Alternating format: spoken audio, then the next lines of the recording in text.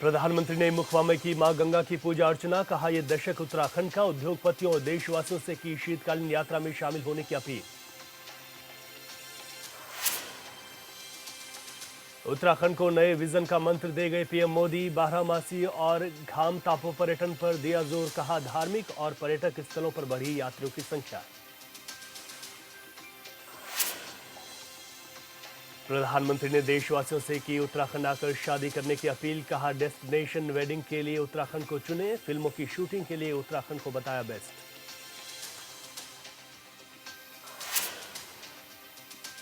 उत्तराखंड पहुंचने पर सीएम धामी ने जताया पीएम मोदी का आभार। कहा राज्य की हर मुसीबत में पीएम मोदी का मिला साथ। हर आपदा से लड़ने की मिली शक्ति।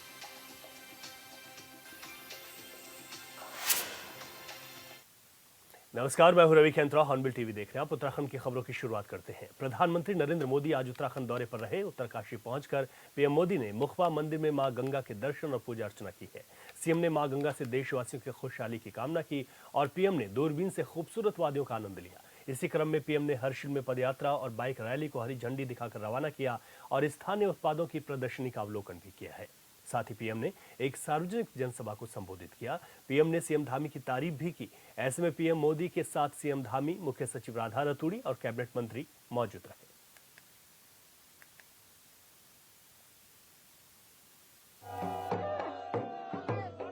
कुछ महीने पहले मुझे ये भी अनुभूति हुई कि जैसे मां गंगा ने मुझे अब गोद ले लिया है, ये मां गंगा की ही दुलार है। अपने इस बच्चे के प्रति उनका स्नेह है कि आज मैं उनके मायके मुखवा गांव आया हूं।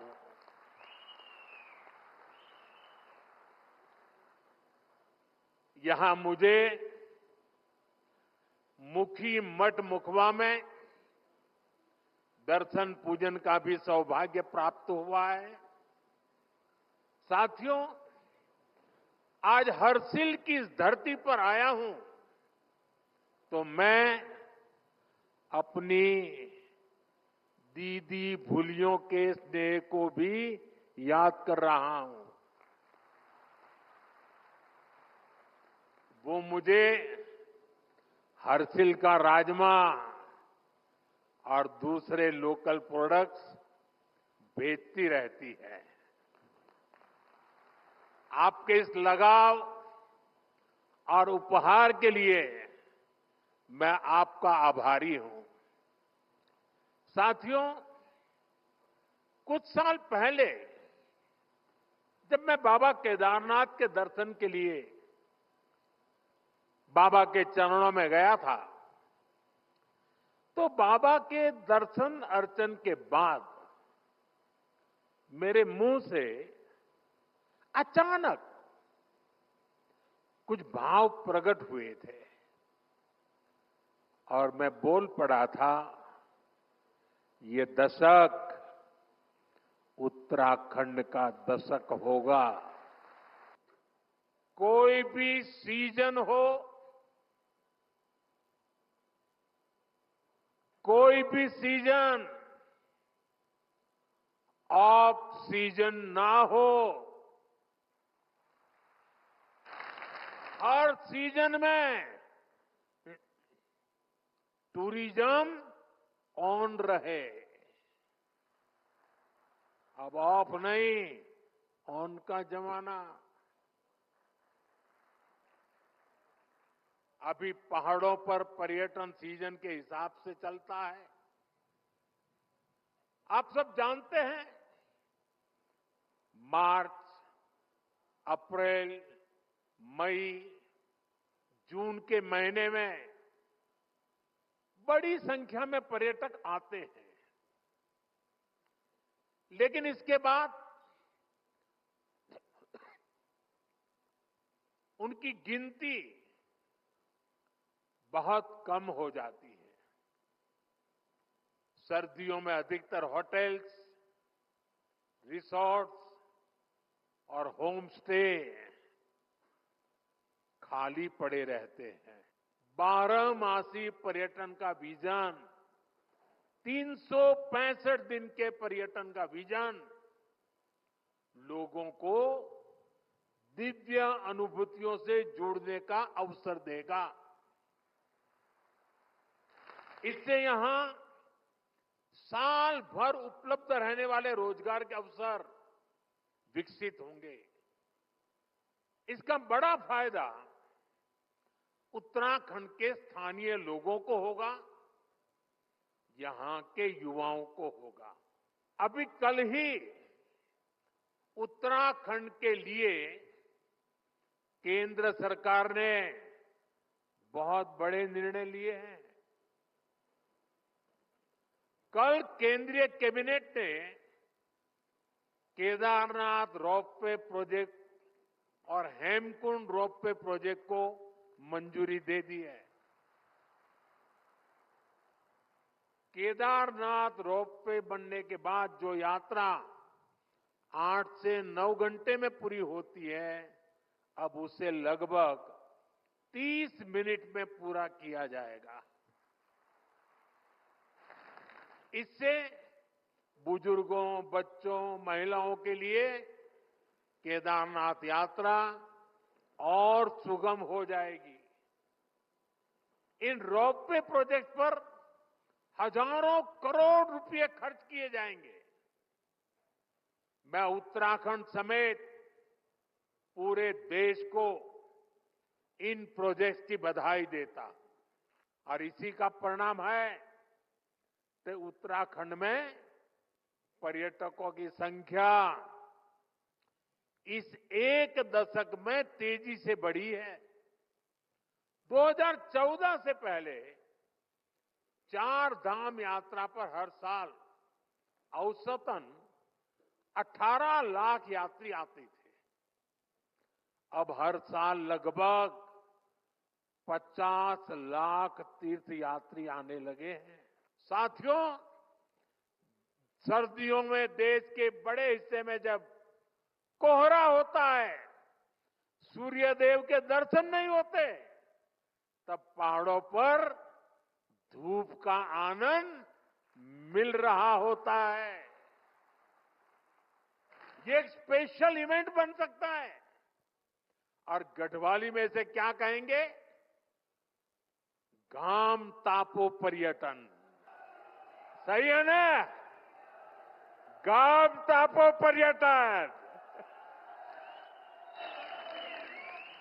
इसके लिए देश के कोने कोने से लोग उत्तराखंड जरूर आए। इसी तरह भारत की फिल्म इंडस्ट्री से भी मेरी अपेक्षाएं हैं। उत्तराखंड को मोस्ट फिल्म फ्रेंडली स्टेट का पुरस्कार मिला हुआ है। यहां तेजी के साथ आधुनिक सुविधाएं डेवलप हो रही हैं। इसलिए सर्दियों के दिनों में फिल्म की शूटिंग के लिए भी उत्तराखंड पूरे भारत का फेवरिट डेस्टिनेशन बन सकता है। और मैं तो चाहूंगा कि उत्तराखंड सरकार एक बड़ी कंपटीशन आयोजित करे। ये जो कंटेंट क्रिएटर्स हैं, इन्फ्लुएंसर हैं, वे 5 मिनट की विंटर टूरिज्म की प्रमोशन की फिल्म बनाएं, उनकी कंपटीशन हो और जो अच्छी से अच्छी बनाए उसको बढ़िया से बढ़िया इनाम दिया जाए। देश भर के लोगों को कहा जाए आइए मैदान में। बहुत बड़ा प्रचार प्रसार होना शुरू हो जाएगा। और मुझे विश्वास है जब ऐसी कंपटीशन करेंगे तो नई नई जगहों को एक्सप्लोर करके नई नई फिल्में बनाएंगे, लोगों को बताएंगे। साथियों, मुझे विश्वास है आने वाले वर्षों में हम इस सेक्टर में तेज गति से विकास के साक्षी बनेंगे। सतत सहयोग और मार्गदर्शन का परिणाम है कि हमें इतने बड़े बड़े संकटों से प्रदेश को उबारने में सफलता प्राप्त हो पाई है। आज के इस अवसर पर मैं विशेष रूप से समस्त उत्तराखंड वासियों की ओर से और मैं कहूंगा सभी श्रद्धालुओं और देशवासियों की ओर से भी आपने जो 4,081 करोड़ रुपए की लागत से गौरीकुंड, केदारनाथ और 2730 करोड़ रुपए से अधिक की लागत से गोविंद घाट से हेमकुंड साहिब तक का रोपवे निर्माण की सौगात देने के लिए आदरणीय प्रधानमंत्री जी का आभार व्यक्त करता हूं। इन दोनों रोपवे परियोजनाओं के पूर्ण हो जाने के पश्चात जो यात्रा अत्यधिक कठिन होती थी, कई दिनों की होती थी, वो यात्रा हेमकुंड की हो या केदारनाथ की हो, दोनों ही यात्रा आसान और सरल हो जाएगी। जो वृद्ध हैं, शारीरिक रूप से कमजोर है, वह भी यात्रा करके पुण्य लाभ को प्राप्त कर पाएंगे। निश्चित रूप से इससे हमारा पर्यटन भी बढ़ेगा। भाइयों बहनों, चार धाम यात्रा हमारे उत्तराखंड की आर्थिकी का एक प्रमुख आधार है। इस यात्रा से होटल व्यवसायियों से लेकर टैक्सी चालक तक और स्थानीय दुकानदारों से लेकर ट्रिप ऑर्गेनाइजर तक यात्रा से जुड़े हुए लाखों लोगों को रोजगार के अवसर प्राप्त होते हैं। शीतकाल में चार धामों के कपाट बंद होने के बाद इन सभी लोगों के व्यवसाय पर गहरा प्रभाव पड़ता है, जिसे देखते हुए आदरणीय प्रधानमंत्री जी से मार्गदर्शन प्राप्त कर हमने इस वर्ष शीतकालीन यात्रा की ऐतिहासिक शुरुआत की है। इसी क्रम में मैंने आदरणीय प्रधानमंत्री जी से शीतकालीन यात्रा में सम्मिलित होकर हमें आशीर्वाद प्रदान करने का आग्रह किया था, जिसे सहर्ष स्वीकार करते हुए आज आदरणीय प्रधानमंत्री जी स्वयं हमारे बीच में उपस्थित हैं। आदरणीय प्रधानमंत्री जी के आगमन से न केवल शीतकालीन यात्रा को बृहद स्तर पर बढ़ावा मिलेगा, बल्कि इस सीमांत क्षेत्र में ट्रैकिंग, माउंटेन बाइकिंग के साथ साथ दूसरी एडवेंचर एक्टिविटीज को भी बढ़ावा मिलेगा।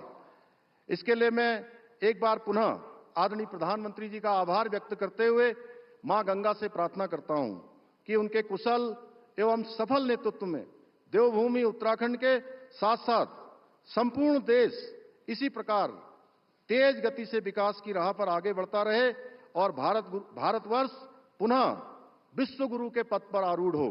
भाइयों बहनों, इस वर्ष हमारे राज्य में कुमाऊं और गढ़वाल के बीच में होने वाली नंदा राज्यात यात्रा जो 2025 में प्रस्तावित है, 12 वर्षों बाद जो यात्रा होती है, उसका आयोजन भी सितंबर से अगस्त के माह में किया जा रहा है।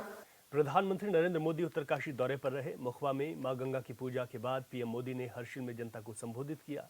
जनसभा को संबोधित करते हुए पीएम ने 12 महीने के लिए उत्तराखंड को पर्यटक से जोड़ने के लिए नए नए पॉइंट्स चिन्हित करने को कहा है।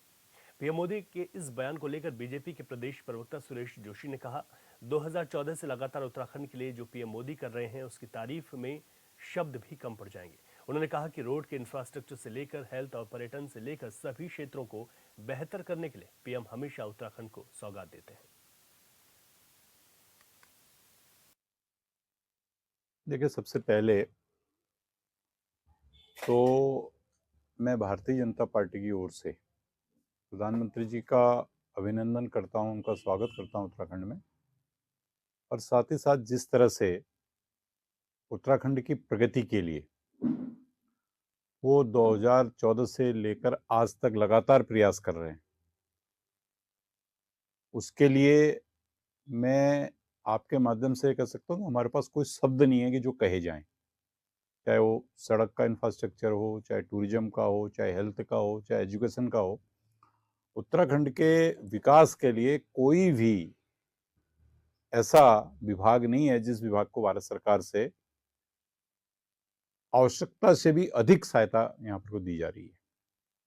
आज का दिन जो है हमारे लिए महत्वपूर्ण इसलिए भी है कि कल ही प्रधानमंत्री जी ने हमारे टूरिज्म के डेवलपमेंट के लिए सोनप्रयाग से केदारनाथ जी को और उधर हेमकुंड साहिब के लिए 2 बड़े रोपवेज की स्वीकृति दी थी। मुझे लगता है कि हिंदुस्तान के इतिहास में यह एक तरह से मैं कह सकता हूँ कि उत्तराखंड के पर्यटन के लिए और हमारी सनातन धर्म की जो परंपरा है उसके आध्यात्म को आगे बढ़ाने के लिए एक मील का पत्थर साबित होगा और एक तरह से मैं कह सकता हूँ कि एक चमत्कार है।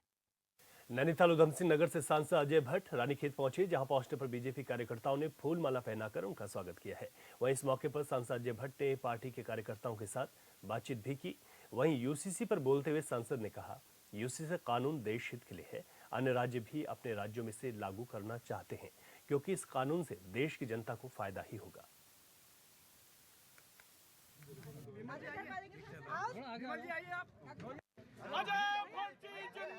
अच्छा कानून है, ये उत्तराखंड के हित में है, देश के हित में है।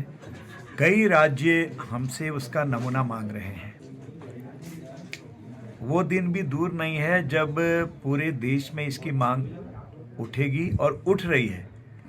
लोग अपने अपने राज्यों में इसे लागू करना चाह रहे हैं। इसका मतलब साफ है कि जो हमारी सरकार ने यूसीसी अभी पास किया है हमारी विधानसभा से, वो 100% प्योर, अच्छा, शुद्ध है और जनहित के लिए है, देश के हित के लिए है और हमारे राज्य के हित के लिए तो है ही है। नहीं, नगर पालिका पहले भी बनने की बात थी। पूर्ववर्ती सरकार ने चिलियानौला रानीखेत नाम रखा था, लेकिन उस समय भी थोड़ी गलतियां हुई हैं और इस समय भी थोड़ा अभी हमको मेहनत करने की आवश्यकता होगी कि नगर पालिका बनाने की बात यही नहीं, देश में जितने भी हमारे कैंटे हैं वहाँ कहीं उठ भी रही है, कहीं उसका विरोध भी हो रहा है।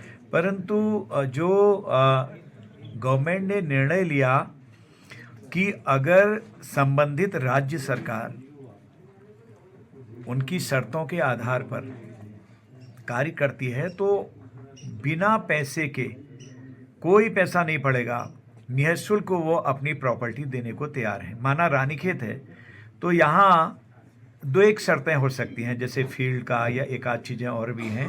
बाकी सड़क है, बिल्डिंग्स हैं, स्कूल से हैं, सारी चीज़ें हमारी राज्य सरकार को हस्तांतरित हो जाएंगी।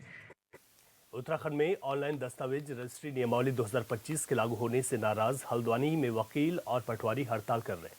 बुधवार को महापंचायत में यह तय किया गया कि 10 मार्च तक अगर उनकी मांगें पूरी नहीं होती हैं तो कमिश्नरी के खिलाफ कमिश्नर को ज्ञापन सौंपेंगे। उन्होंने कहा कि हमारी मांगों को लेकर धरना लगातार जारी है। हालांकि वकील और पटवारी की हड़ताल पर चले जाने से लोगों को भी परेशानी हो रही है। सभी ने सरकार से मांग की है कि ऑनलाइन रजिस्ट्री को बंद किया जाए। हमारा 11वां दिन है वर्चुअल और पेपरलेस रजिस्ट्री के विरोध में। ऑनलाइन का हमारा बिल्कुल भी विरोध नहीं है, ऑनलाइन तो प्रक्रिया हमारी चल ही रही है और वर्चुअल और पेपरलेस है। उससे जो है हमारे सारे साथी जो है बेरोजगार होने के कगार पे हैं। मेन उसमें स्टैम्प वेंडर्स का है। स्टैम्प वेंडर को इफेक्ट इसलिए पड़ रहा है क्योंकि उस वर्चुअल और पेपर रजिस्ट्री से जो है ऑनलाइन आप स्टैम्प खरीद सकता है जो अपने नाम रजिस्ट्री करा रहा है या करवा रहा है। तो इसलिए हमारा सरकार से निवेदन है कि ये पेपरलेस और वर्चुअल रजिस्ट्री को अभी बंद किया जाए और जो हमारा मैनुअल चल रहा है उसको ही जारी रखा जाए, जिससे अभी हम अपना रोजगार कर सकें। कल महापंचायत आहूत की गई जिसमें हमें विभिन्न संगठनों का, बार एसोसिएशन का, बार काउंसिल का और नीचे तराई के बारों का पूरा हमें सहयोग समर्थन प्राप्त हुआ है और महासभा के द्वारा निर्णय लिया गया कि अभी ये हड़ताल 10 तारीख तक रहेगी और 10 तारीख को 11 बजे तहसील परिसर में एकत्र होकर कमिश्नरी का घेराव किया जाएगा और वहाँ ज्ञापन प्रेषित किया जाएगा। आगामी त्योहार होली को लेकर खाद्य सुरक्षा विभाग अलर्ट हो गया है। खाद्य सैंपलिंग की कार्रवाई के साथ ही विभाग ने मोबाइल खाद्य विश्लेषणशाला वैन के जरिए खाद्य पदार्थों की जांच शुरू कर दी है। इसी क्रम में हल्द्वानी में खाद्य विभाग की टीम ने छापेमारी की। उपायुक्त खाद्य सुरक्षा विभाग कुमाऊं मंडल राजन सिंह कठैत ने बताया कि खाद्य पदार्थों पर मिलावट को रोकने के लिए समय समय पर छापेमारी की जाती है, साथ ही सैंपल लेकर जांच के लिए भेजे जाते हैं। उन्होंने बताया कि अगर किसी व्यक्ति को खरीदे हुए खाद्य पदार्थ पर मिलावट की संभावना है तो वो 50 रुपये जमा कर खाद्य विश्लेषणशाला वैन में हाथों हाथ सैंपल जांच करवा सकता है। होली त्यौहार के दृष्टिगत माननीय मुख्यमंत्री, माननीय स्वास्थ्य मंत्री तथा आयुक्त महोदय द्वारा दिए गए निर्देशों के क्रम में कुमाऊं मंडल भर में खाद्य पदार्थों की गुणवत्ता युक्त को सुनिश्चित करने के हेतु जो है खाद्य सुरक्षा विभाग द्वारा लगातार अभियान चलाया जा रहा है। अभियान के तहत जो समस्त जनपद हैं, उनके जो बाहरी राज्य हैं, उनसे आने वाले जो प्रवेश द्वार हैं, उन पर जो है जो वाहन से जो है मावे, दुग्ध, पनीर तथा अन्य होली में जो अत्यधिक उपयोग किए जाते हैं उन खाद्य पदार्थ की चेकिंग की जा रही है तथा इसके साथ साथ जो हमारी जो है फूड सेफ्टी ऑन व्हील्स है, खाद्य मोबाइल परीक्षण विशेषशाला के माध्यम से भी जगह जगह जाकर जो है खाद्य कारोबार करता, आम उपभोक्ता तथा जनमानस मोबाइल वैन में आकर जो जिन खाद्य पदार्थों का वो अपने घरों में प्रतिष्ठान में उपयोग कर रहा है उनका जो है निःशुल्क परीक्षण किया जा रहा है। ताकि जो है उसको पता लग सके कि जिन खाद्य पदार्थों का वो उपभोग कर रहा है दैनिक जीवन में, वो जो है खाने के लिए जो है कितने सुरक्षित है। प्रदेश में सशक्त भोग कानून लागू होने के बाद से उत्तराखंड में बाहरी लोग 250 वर्ग मीटर से ज्यादा भूमि नहीं खरीद सकते हैं। ऐसे में भोग कानून के मानकों का उल्लंघन न हो, इसको लेकर तहसील स्तर पर भी जिलाधिकारी के निर्देशों पर जांच की जा रही है। पौड़ी एसडीएम रेखा आर्य ने बताया कि तहसील प्रशासन की ओर से जांच की जा रही है। राजस्व उप निरीक्षक और तहसीलदार की ओर से जांच करते हुए भोग कानून के मानकों का उल्लंघन करने वालों को चिन्हित किया जा रहा है। उन्होंने बताया कि जांच में अगर भोग कानून के मानकों का उल्लंघन करता हुआ कोई पाया गया तो उसके खिलाफ नियमानुसार कार्रवाई की जाएगी।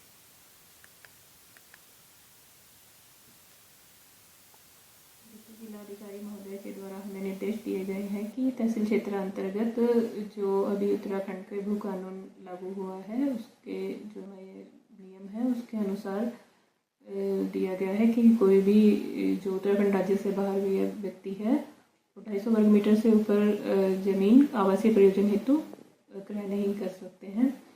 तो उसके लिए अभी हम लोग अपनी तहसील क्षेत्र अंतर्गत ऐसे लोगों को चिन्हित कर रहे हैं जिन्होंने यदि कानून का उल्लंघन किया है तो उनको भी हम चिन्हित कर रहे हैं। देखिए उसमें अभी हम चिन्हीकरण करवा रहे हैं अपने राजस्व उप निरीक्षक एवं तहसीलदार के द्वारा। यदि कोई प्रकरण इस प्रकार का संज्ञान में आता है तो उसमें नियमानुसार कार्रवाई की जाएगी। और इस बुलेटिन में अभी के लिए इतना ही। खबरों से अपडेट रहें और देखते रहे हॉर्नबिल टीवी। इजाजत दीजिए, नमस्कार।